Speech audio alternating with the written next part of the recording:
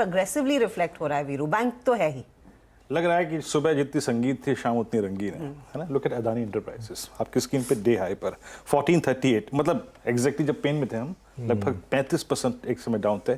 इस वक्त अदानी एंटरप्राइजेस, दरअसल हुआ क्या, अभी मैं पिछले कुछ समय टाइम्स में स्टैट्स देख रहा था, अदानी पोर्ट्स और अदानी एंटरप्राइजेस दोनों में ही ओआई शेड हुआ है।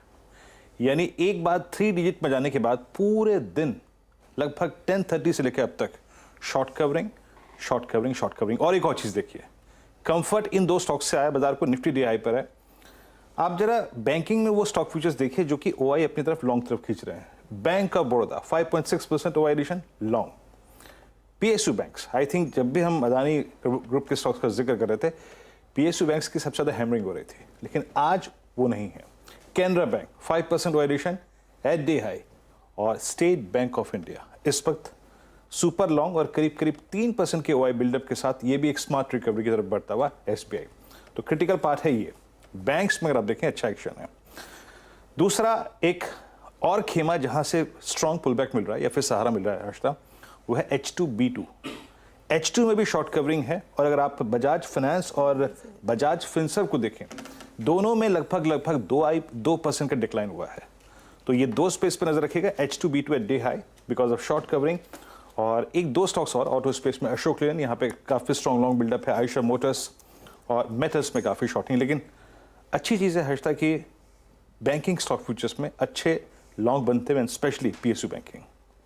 बहुत तगड़ी तेजी वहां पर देखने को मिली। इनफैक्ट बैंक ऑफ बड़ौदा के नंबर्स भी आए थे कुछ देर पहले और वहां पर भी उम्मीद से बेहतर प्रदर्शन, तो वो भी रिफ्लेक्ट कर रहा है उस पीएसयू बैंक की तेजी के पीछे इसका मूव करीब 5% ऊपर। और ये इनफैक्ट ट्रेंडिंग काउंटर भी है। तो वो कुछ ट्रेंडिंग स्टॉक्स आपकी स्क्रीन पर अब आ जाएंगे। एक तो ऑफकोर्स बैंक ऑफ बड़ौदा है जिसमें अच्छी खासी हरकत देखने को मिली है तेजी की तरफ। इसके अलावा टाइटन देखिए, कल नंबर्स के बाद थोड़ी सी मुनाफा वसूली दिख रही थी, लेकिन आज कमेंट्री के बल पर स्टॉक 6% ऊपर है, 2449 के लेवल्स देखने को मिले हैं। बजाज फिनसर्व और सीमेंस देखिएगा 3.5% तक का इजाफा यहां पर भी बनता दिखाई दिया है। लेकिन जो ट्रिप कर रहा है या फिर गिरावट का शिकार बना है वो है डीवीज लैब।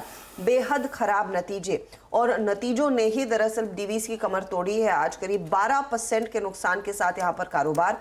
वहीं हिंडाल्को में भी कमजोरी। क्रॉम्पटन आज सुबह में 7% नीचे था। नतीजों पर पहला रिएक्शन इसका डाउनटिक था और डाउनटिक और गहराया है, 8.5% के नुकसान पर ये ट्रेड करता हुआ।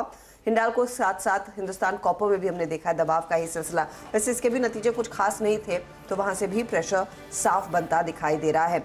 आज वैसे अगर आप ध्यान दें, अगर तेजी है ये दिग्गजों ने ही लीड की है। जैसे वीरू मेंशन कर रहे थे H2B2 काउंटर्स, ये वो तेजी की तरफ आए हैं। आपका